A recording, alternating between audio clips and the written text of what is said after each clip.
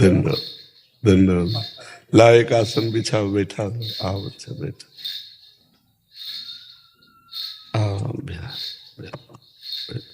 कैसे हो आप? बैठ जाओ, आसन में बैठ जाओ। इनको चुनरी पहनाओ, इनको दुपट्टा लाओ, इनको भी दुपट्टा लाओ। पूज्य गुरुदेव भगवान, अभी भगवान श्रीमन नारायण की प्राण प्रतिष्ठा हो रही है 7 से 10 फरवरी। अच्छा। गौरी गोपाल में। श्री चरणाम। कौन से ठाकुर विराजमान? भगवान श्रीमन नारायण, भगवान श्री सीताराम चंद्र। अच्छा। कोई ठाकुर जी विराजेंगे।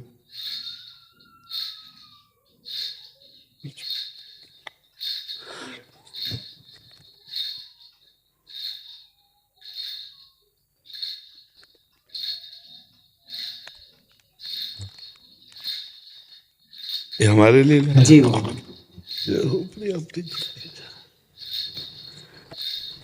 श्री जी को पहले अर्पित कर देना, जाकर के तो बस इतना अपने जीवन में ध्यान रखना कि कभी अर्थ की लोलुपता ना आने पाए, धर्म की प्रधानता रहे और वाणी शास्त्र संयम से रहे और अर्थ चरणों में रहे। मस्तक पर कभी अर्थ न चढ़ने पावे। अर्थ नहीं, मस्तक तो सिर्फ भगवान के लिए है, अर्थ चरणों में, मस्तक पर भगवान और वाणी में शास्त्र सम्मानित शब्द, तो सदैव विजयी रहोगे। जहां कहीं हमारे अंदर अर्थ की प्रधानता आ जाएगी, दिमाग अर्थ में हो जाएगा, वहां हम हार जाएंगे। संसार में अर्थ ही सब कुछ नहीं होता, एक प्रतिष्ठा भी होती है। तो आप अपने पीछे भी जैसे आए थे तो आपको यही कहा था कि बहुत सावधान, क्योंकि अगर 100 लोग आपको प्रणाम करने वाले हैं तो 5 आपको गिराने वाले भी हैं।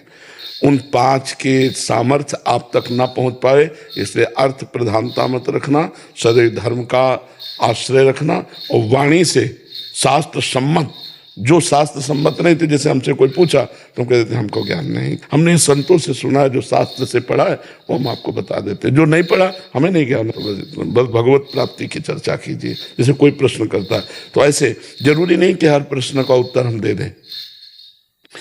निमि जी महाराज नवयोगीश्वरों से प्रश्न करते हैं कर्म के विषय में और कहते हैं यही प्रश्न हमने सनकादि से किया था, उन्होंने उत्तर क्यों नहीं दिया था? तब निमि जी को नवयोगीश्वर में योगीश्वर बोलते हैं, उस समय आपकी बाल्यावस्था थी, आप अनाधिकारी थे, इसलिए सनकादि ने आपको उत्तर नहीं दिया। तो जरूरी नहीं कि अनाधिकारी को उत्तर दिया जाए। अगर अनाधिकारी है तो मौन, हम असमर्थ हैं आपके प्रश्न के उत्तर। दूसरा प्रश्न कीजिए। कहीं भी निमंत्रण हो, कहीं भी आपको बुलावा हो, पहले देखो कि मुझे यहाँ जाने से धर्म प्रतिष्ठा इस पे आँच तो नहीं आएगी।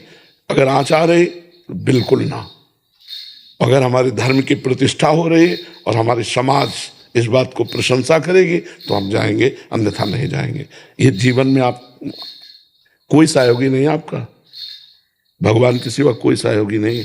जिसको तुम सहयोगी मानोगे वही तुम्हारी जड़ काटने की चेष्टा करेगा। तुमको अपने पैरों के बल खड़ा होना है, भगवान के बल से।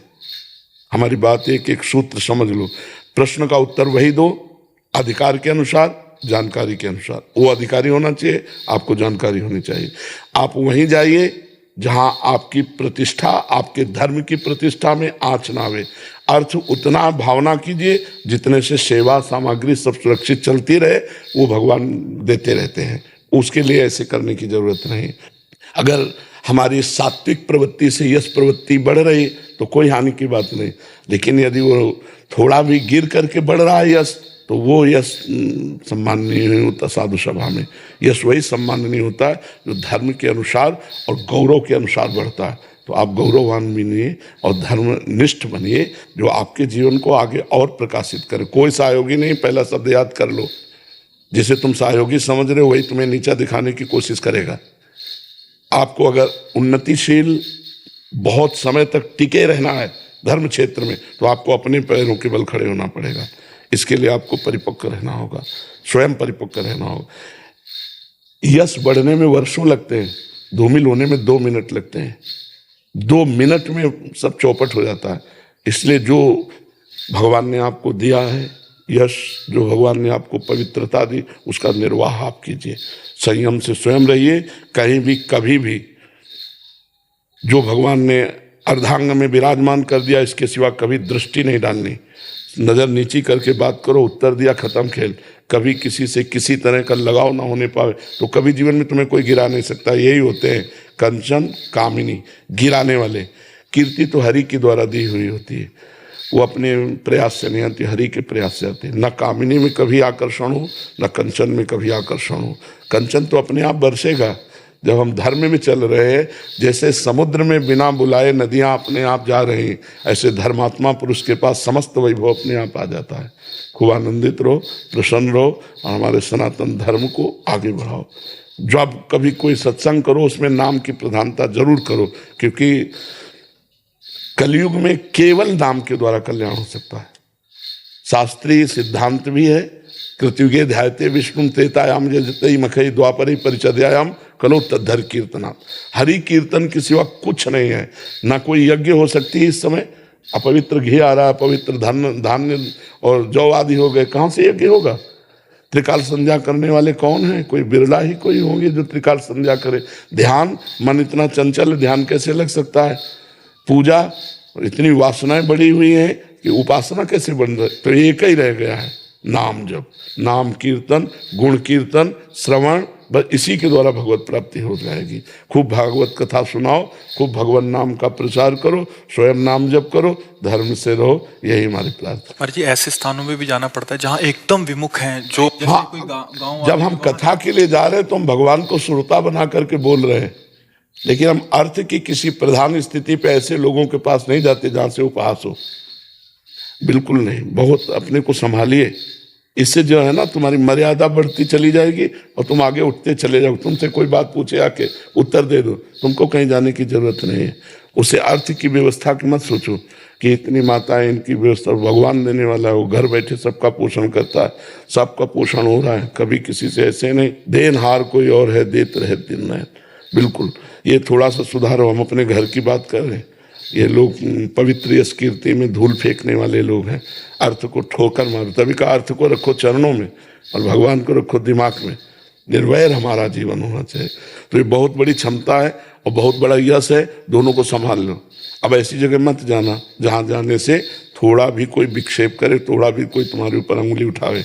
घर बैठे सब होगा, हमारी बात मान ले, घर बैठे सब होगा, अपने आप सब आएगा, तू चिंता मत कर, तू आगे बढ़ और भगवान सहयोगी है। और हमें ये बहुत अच्छा लगा कि जैसे सैकड़ों माताएं हैं ना, बहुत उत्तम बात है। बच्चा बूढ़े बाढ़े इनकी कोई सेवा नहीं कर रहा, जैसे सेवा करना बहुत बड़ी बात है बच्चा। इससे भगवान बहुत जल्दी प्रसन्न होते हैं। एक तो वयोवृद्ध और एक जिनकी कोई सेवा नहीं कर रहा, उनकी सेवा जो करने का तुम्हें सौभाग्य मिला, बहुत बात है। और भगवान ऐसी जगह अर्थ अपने आप भेजते हैं। तुम चिंता मत करना कि सैकड़ों माताएं, इनका भरण पोषण के लिए हम कहीं जाने, ज्यादा परेशान मत हो, अपने आप सारी व्यवस्था होती है। जो धर्म से चलता है, परोपकार करता है, जो भगवान का यश गाता है, अपने आप व्यवस्था होती है। तुम उसकी चिंता मत करना, तुम अपनी निष्ठा पे रहो। और स्वयं संध्या करते हो, गायत्री जप करते हो? हाँ, स्वयं करना, कम से कम 2 बार की संध्या तो करना ही। और कुछ मंत्र गायत्री के जरूर जपना, क्योंकि उसके द्वारा बुद्धि प्रकाशित होती है। शास्त्र सम्मत ज्ञान जो होता है ना, वही लोगों को आकर्षित करता है। तो गायत्री माता भगवान श्री कृष्ण का ही स्वरूप है। तो श्रीमद् भागवत श्री कृष्ण का वांग्मय स्वरूप है। तो गायत्री की कृपा से भागवत में प्रवीणता आएगी। तो दोनों काल सूर्य को अर्घदान करना और गायत्री जप करना और मुद्राओं के द्वारा संध्या को पुष्ट करना। सुमुखम संपुटम च विततम विस्ततम आता है, सुमुखम संपुटम च विततम, ये तो प्रारंभ में सिखाया जाता है। तो गायत्री मुद्रा के साथ गायत्री का जप निश्चित, इससे आप सुरक्षित बने रहेंगे। गायत्री देवी बुद्धि को प्रकाश करने वाली है। ठीक है बच्चा? कल रात्रि को गुरु जी सुबह स्वप्न में भगवान श्रीमन नारायण का ठाकुर जी विराजे थे मंदिर में, और स्वप्न में भगवान जी के पास जाना हुआ। भगवान जी मंदिर से बाहर आए और गोद में आकर के बैठ गए। ये स्वप्न जब से मैंने देखा तो बस दिन रात वही चलता। हाँ, बहुत कृपा है। ऐसा लगता भगवान जी ने कहा कि हमें खीर और कढ़ी खिलाओ। तो ठाकुर जी अभी भगवान जी विराजेंगे ना, जी। तो मैंने बोला कि सबसे पहले ठाकुर जी को वही भोग लगाएंगे। एक पवित्र हृदय में भगवान का प्रकाश होता रहता है। आप बहुत पवित्र हृदय वाले हो, बहुत सावधानी से बस चलते रहो, क्योंकि ये बात हमारी पकड़ लेना, कोई तुम्हारा साथी नहीं है, भगवान के सिवा कोई साथी नहीं है। अपने आप को सुरक्षित रखने के लिए बस सावधानी रखो, निष्कलंक जीवन व्यतीत होना चाहिए। ठीक है, धन्यवाद।